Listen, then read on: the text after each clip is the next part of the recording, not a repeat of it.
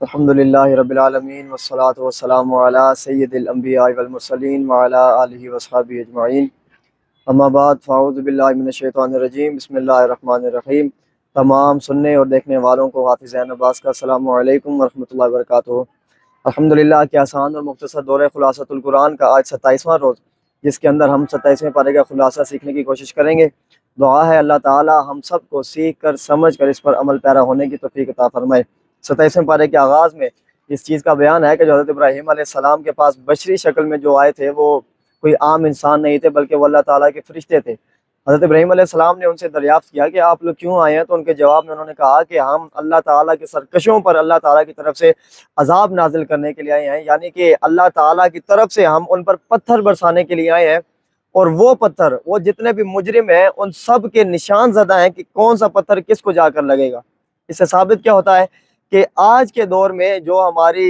Science ہے، وہ جو یہ گائیڈڈ میزائل جسے کہتے ہیں ہم لوگ، اس تکنیک کو جب آج ان لوگوں نے پایا ہے تو قرآن کریم نے اس کا تصور بہت پہلے بیان کر دیا تھا۔ قرآن کریم اس کے تصور تک بہت پہلے پہنچ چکا تھا۔ اس کے بعد مختلف اقوام کا، حضرت موسیٰ علیہ السلام، حضرت ابراہیم علیہ السلام، قوم لوط، یعنی کہ جتنے بھی ہیں ان سب کے عذاب کا ذکر ہے، ان ساری چیزوں کا ذکر کیا گیا۔ آگے چل کر اللہ تعالیٰ نے فرمایا کہ آسمان کو ہم نے اپنے دست قدرت سے بنایا ہے اور ہم ہر آن اس کو توسیع دینے والے ہیں۔ آج سائنسدان کہتے ہیں کہ یہ جو کائنات ہے، جو گلیکسیز ہیں، اب بعض کہکشائیں ایسی ہیں جو دریافت ہو گئیں، لیکن ابھی بے شمار ایسی ہیں کہ جو دریافت نہیں ہو پائیں۔ تو اسی کا جو ذکر ہے، اس کی جو دلیل ہے وہ قرآن کریم نے، یا یہ جو تحقیق آج یہ لوگ کر رہے ہیں، قرآن کریم نے بہت پہلے اس کے متعلق بتا دیا تھا کہ یہ وسیع ہوتی چلی جاتی ہے اور ایک عام انسانی عقل جو ہے اس کا احاطہ نہیں کر سکتی۔ اس کے بعد آیت نمبر 56 وہ مشہور آیت ہے جس میں رب کائنات نے انسانوں اور جنوں کے جو تخلیق کا مقصد ہے اس کو بیان فرمایا کہ ان کی تخلیق کا مقصد صرف اور صرف اللہ تعالیٰ کی عبادت ہے۔ اس کے بعد ہمارے پاس سورۃ الطور آ جاتی ہے۔ یہ مکی سورت ہے، ترتیب مصحف کے اعتبار سے یہ 52 نمبر پر موجود ہے، جبکہ ترتیب نزول کے اعتبار سے یہ 75 نمبر پر موجود ہے۔ اس سورت میں اللہ تعالیٰ کے اٹل عذاب کا ذکر ہے کہ جب اس کا فیصلہ ہو جاتا ہے تو پھر وہ کسی بھی قسم میں اس میں ڈیلے نہیں ہوتا، وہ پھر کسی آپ سمجھ توسیع کا شکار نہیں ہوتا، پھر وہ فوراً آ جاتا ہے۔ جب اس کا مقررہ وقت ہو تو اس پر اس نے پھر آنا ہوتا ہے، اور جس دن وہ اللہ تعالیٰ کا فیصلہ آئے گا اس دن آسمان تھر تھرا رہے ہوں گے اور پہاڑ بہت تیزی کے ساتھ چل رہے ہوں گے۔ آگے چل کر اہل جنت کے لیے اللہ تعالیٰ کی جو نعمتیں ہیں، جو آسائشیں اللہ تعالیٰ نے جنت میں لوگوں کے لیے تیار کی ہوئی ہیں، ان کا ذکر کیا گیا۔ آیت نمبر 33 سے قرآن کو اپنی طرف سے جو گھڑنے کا الزام کفار لگاتے تھے ان کے متعلق فرمایا گیا کہ اگر تم لوگ اپنے اس الزام میں سچے ہو اور تم لوگ کہتے ہو کہ یہ قرآن جو اپنی طرف سے گھڑ لیا گیا ہے، خالق کا کلام نہیں ہے، مخلوق کا کلام ہے، تو پھر ٹھیک ہے، اس کی مثل تم بھی کوئی چیز لے کر آ جاؤ۔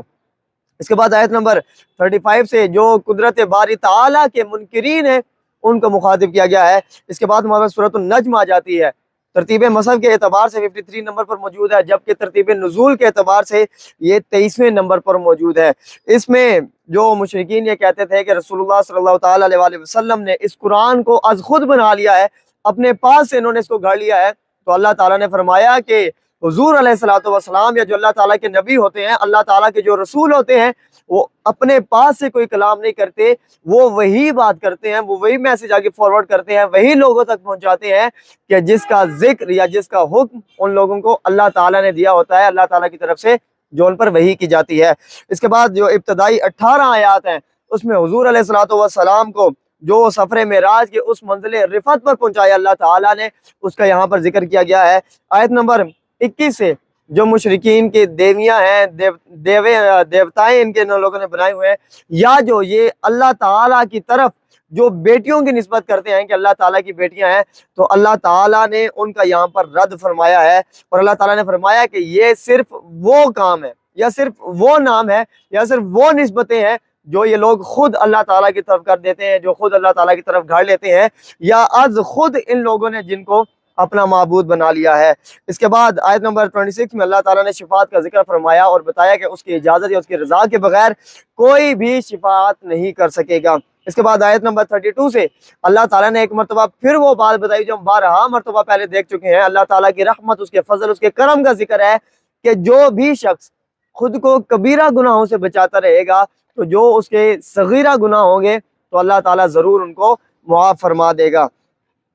اس کے بعد آیت نمبر 38 سے اللہ تعالیٰ نے یہ فرمایا کہ کسی کے گناہ کا بوجھ کسی دوسرے کے اوپر نہیں ڈالا جائے گا، یعنی کہ جو شخص خود کوئی گناہ کرے گا اس کا وبال اس کی اپنی جان پر آئے گا۔ اس کے بعد آیت نمبر 42 سے اللہ تعالیٰ کی صفات کریمہ کا ذکر ہے، اس کے قوت حاکمہ کا ذکر ہے۔ اس کے بعد ہمارے سورۃ القمر آ جاتی ہے۔ یہ سورۃ القمر جو ہے ترتیب مصحف کے اعتبار سے 54 نمبر پر موجود ہے، جبکہ ترتیب نزول کے اعتبار سے یہ 37 نمبر پر موجود ہے۔ اس کے شروع میں بتایا گیا کہ قیامت آ گئی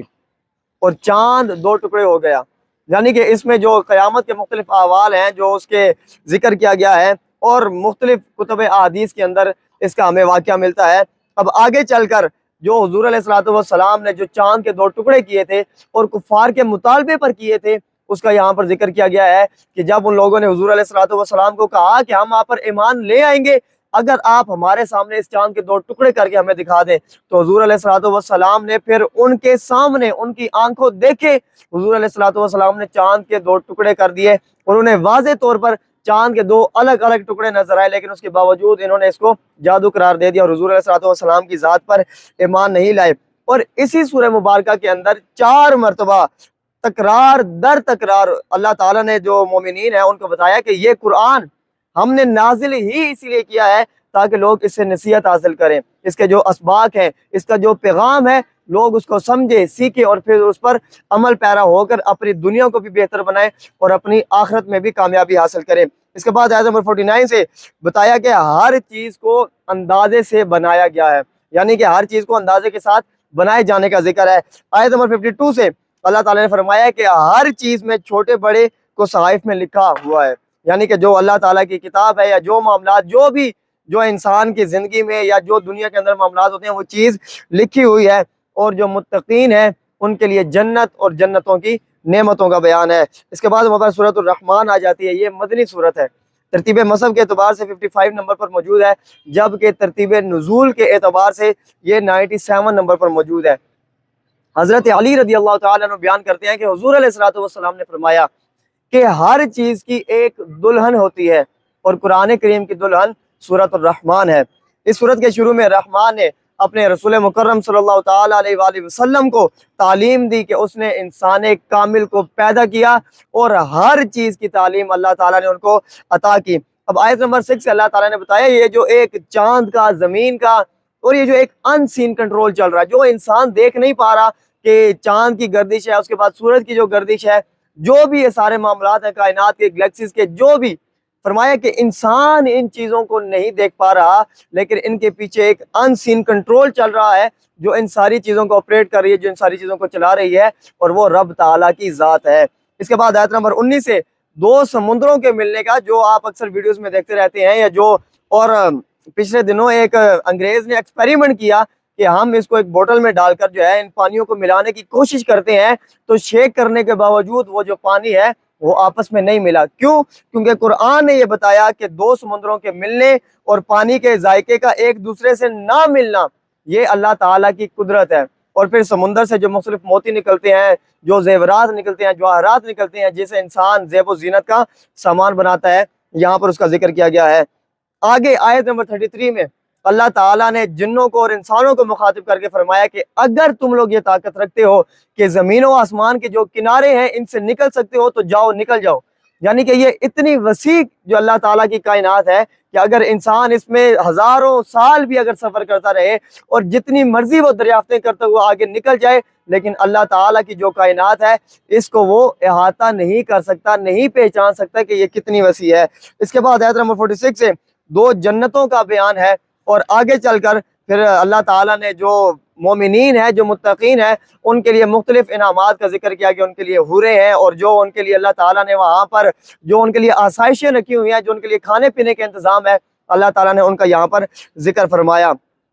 اور اس کے بعد ہمارے پاس سورۃ الواقعہ آ جاتی ہے۔ یہ سورۃ الواقعہ جو ہے ترتیب مصحف کے اعتبار سے 56 نمبر پر موجود ہے، جبکہ ترتیب نزول کے اعتبار سے یہ ہمارے پاس جو ہے وہ 46 نمبر پر موجود ہے۔ اس سورت کی ابتدا میں اللہ تعالیٰ نے فرمایا کہ جب قیامت آئے گی تو زمین میں زلزلہ برپا ہوگا، اور یہ جو پہاڑ ہیں یہ ریزہ ریزہ ہو جائیں گے، پھر لوگ جو ہیں وہ اللہ تعالیٰ کے حضور حساب و کتاب کے لیے پیش کیے جائیں گے، اور پھر آگے جو لوگ اللہ تعالیٰ کے حضور حساب کے لیے پیش کیے جائیں گے ان کی 3 قسمیں ہوں گی۔ ان میں سب سے پہلے ہوں گے اصحاب المیمنہ، یعنی کہ اہل سعادت، اہل خیر، اور جو دوسرے نمبر پر اللہ تعالیٰ کے حضور موجود ہوں گے وہ ہوں گے السابقون المقربون، یہ وہ لوگ ہوں گے کہ جو نیکی میں ایک دوسرے پر سبقت لے جانے کی کوشش کرتے رہے ہیں۔ اور تیسرے ہوں گے اصحاب المشأمہ، اور یہ وہ بدنصیب لوگ ہوں گے کہ جو جہنمی ہوں گے،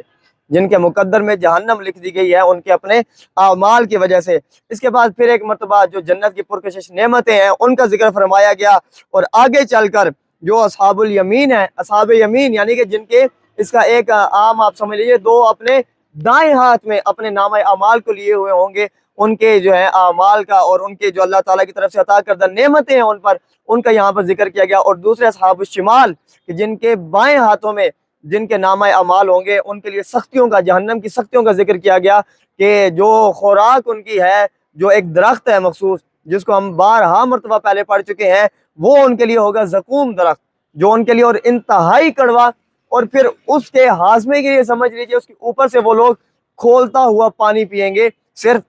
اس کی کڑواہٹ کو ختم کرنے کے لیے۔ اور آگے پھر فرمایا کہ اس سے وہ پیٹ بھریں گے، اور وہ کھولتا ہوا پانی جو ایسا ہے کہ اگر انسان اپنے چہرہ اس کی طرف کر لے تو اس کی جلد کی جو اس کے منہ کی چمڑی ہے یہ اتر کے اس برتن میں گر جائے، اور وہ صرف اس پانی کو پئیں گے، اور یہی ان کی خوراک ہوگی۔ اس کے بعد آیت نمبر 77 سے قرآن عظیم کا ذکر ہے کہ یہ وہ کتاب لوح محفوظ میں ہے، یہ جو قرآن کریم ہے، اور اس کتاب کو صرف پاک لوگ ہی چھو سکتے ہیں۔ اس کے بعد آیت نمبر 83 سے روح کے نکلتے وقت مرنے کا اور قریبی لوگ جو ہیں ان کی بے بسی کا ذکر کرتے ہوئے اللہ تعالیٰ نے یہاں پر فرمایا کہ اس روح کو لٹاتے کیوں نہیں؟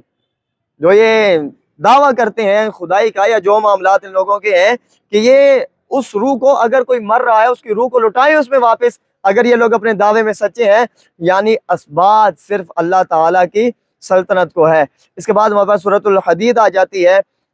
اس کی جو آیت نمبر 25 ہے اس کے اندر حدید لوہے کا ذکر ہے، اس وجہ سے اس کا نام جو ہے الحدید رکھ دیا گیا ہے۔ ترتیب مذہب کے اعتبار سے 57 نمبر پر موجود ہے، جبکہ ترتیب نزول کے اعتبار سے 95 نمبر پر موجود ہے۔ اس صورت کی ابتدا میں اللہ تعالیٰ نے ایک مرتبہ پھر اپنی آیات قدرت کو ذکر فرمایا۔ آیت نمبر 7 میں اللہ تعالیٰ کی راہ میں مال خرچ کرنے کی ترغیب دی گئی ہے اور اس کو ایک اچھا عمل قرار دیا گیا ہے۔ قرآن میں اللہ تعالیٰ نے صحابہ اکرام کے مابین درجات کو جو ہے بیان کیا، مختلف درجات ہیں جو شروع ہی میں حضور علیہ الصلوۃ پر ایمان لے آئے اور جنہوں نے تکلیفیں کاٹی، اور جو تکلیفوں کے دور میں حضور علیہ الصلوۃ پر ایمان لائے وہ لوگ ہیں، اور جو فتح مکہ سے پہلے حضور علیہ الصلوۃ پر ایمان لائے وہ لوگ ہیں، جو فتح مکہ کے بعد حضور علیہ الصلوۃ پر ایمان لائے وہ لوگ ہیں۔ تمام صحابہ اکرام کے درجات کو بیان کرنے کے بعد اب یہاں پر یہ بات فرمائی گئی کہ اللہ تعالیٰ نے اپنے تمام جو حضور علیہ الصلوۃ کے صحابہ ہیں ان تمام کے ساتھ اللہ تعالیٰ نے اچھے انجام کا وعدہ فرمایا ہے۔ یعنی ایسا نہیں ہے کہ کوئی شخص درجہ بندی کی وجہ سے کسی صحابی کی گستاخی کرے یا کوئی نازیبا کلمات کہے یا کوئی بری بات کہے، اسی لیے اللہ تعالیٰ نے فرمایا کہ درجے بے شک ان کے درجات کسی کے بلند ہیں، کسی کے جو درجات ہیں اللہ تعالیٰ نے ان سب کے ساتھ بھلائی کا، اچھے انجام کا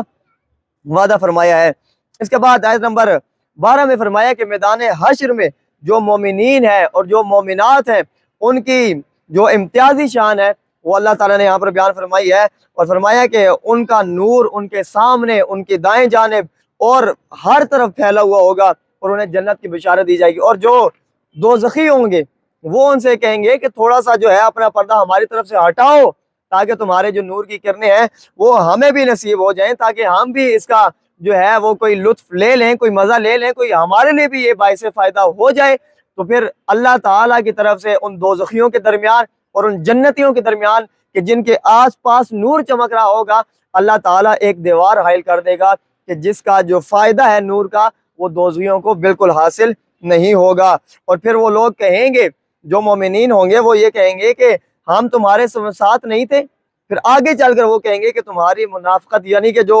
وہ ہوں گے جہنمی، وہ ان لوگوں سے کہیں گے کہ دنیا میں بھی تو ہم تمہارے ساتھ ہی تھے۔ تو پھر جو جنتی ہیں وہ لوگ یہ کہیں گے کہ تمہاری منافقت نے تمہیں یہ دن دکھایا ہے۔ اس کے بعد آیت نمبر 16 میں اللہ تعالیٰ نے فرمایا کہ ابھی تک ایمان والوں کے لیے وہ وقت نہیں آیا کہ ان کے دل اللہ تعالیٰ کے ذکر اور حق کے لیے نرم ہو جائیں۔ اب آیت نمبر 20 میں اللہ تعالیٰ نے دنیا کے مال و دولت اور جو اس کی زیب و زینت ہے اس کی ناپائیداری کو اللہ تعالیٰ نے یہاں پر بیان فرمایا، اور فرمایا کہ اپنے رب کی مغفرت کی طرف جو ہے دوڑتے ہوئے چلے آؤ، اور اس جنت کی طرف پیش قدمی کرو جس کی وسعت زمین و آسمان کی مثل ہے، اور جو اللہ تعالیٰ اور اس کے رسول پر ایمان لانے والے ہوں گے یہ جنت انہی کے لیے تیار کی گئی ہے۔ اس آیت میں جنت کی تنقیص کرنے والوں کا رد کیا گیا ہے۔ اب آیت نمبر 25 میں فرمایا کہ بے شک ہم نے اپنے تمام رسولوں کو جو ہے وہ قوی دلائل کے ساتھ بھیجا ہے، اور ہم نے ان کے ساتھ کتاب اور میزان یعنی کہ عدل کو نازل فرمایا تاکہ جو لوگ ہیں وہ عدل پر قائم رہیں، اور ہم نے لوہا نازل کیا کہ جس میں سخت قوت ہے، اور انسانوں کے لیے اللہ تعالیٰ نے اس کے اندر جو ہے فوائد رکھے ہیں۔ قرآن مجید کی اس آیت کی حقانیت کی قوی دلیل یہ ہے کہ آج دنیا بھر میں جو سامان حرب ہے، سمجھ لیجئے جو جنگی ساز و سامان ہے، اس کے اندر لوہا استعمال ہوتا ہے، لوہا یوز کیا جاتا ہے، اور تمام قدیم چیزیں تھی یا جدید چیزیں ہیں، اللہ تعالیٰ نے اس کے اندر جو ہے یہ اس کو ایک بہت ہی امپورٹنٹ اس کا رول ہے لوہے کا چیزوں کے بننے میں۔ اس کے بعد آیت نمبر 27 میں فرمایا کہ اللہ تعالیٰ نے حضرت عیسیٰ علیہ السلام کے جو پیروکار ہیں انہوں نے از خود حضرت عیسیٰ علیہ السلام کی جو ربوبیت ہے اس کو ایجاد کر لیا تھا، اپنے پاس سے اس کو بنا لیا تھا، اور اس سے ان کا مقصود اللہ تعالیٰ کی رضا تھا، یعنی کہ وہ لوگ اللہ تعالیٰ کے علاوہ کسی کی عبادت کر رہے ہیں، اور مقصد کیا ہے کہ اللہ تعالیٰ کی رضا حاصل کریں۔ پھر انہوں نے اسی کی رعایت نہ کی کہ جو رعایت کا حق تھا، تو ہم نے ان میں سے ایمان والوں کو جو اللہ تعالیٰ پر ایمان لانے والے تھے حقیقی معنوں میں، جو حضرت عیسیٰ علیہ السلام نے ان کو تعلیمات دی تھی ان کے مطابق انہوں نے اپنی زندگی کو گزارا، تو اللہ تعالیٰ نے ان کو اجر و ثواب عطا کیا۔ لیکن ان میں سے اکثر لوگ جو تھے وہ فاسق تھے، یعنی کہ گناہ گار تھے۔ اس کے بعد آیت نمبر 29 میں اللہ تعالیٰ نے فرمایا کہ اہل کتاب اللہ تعالیٰ کے فضل پر قادر نہیں ہے،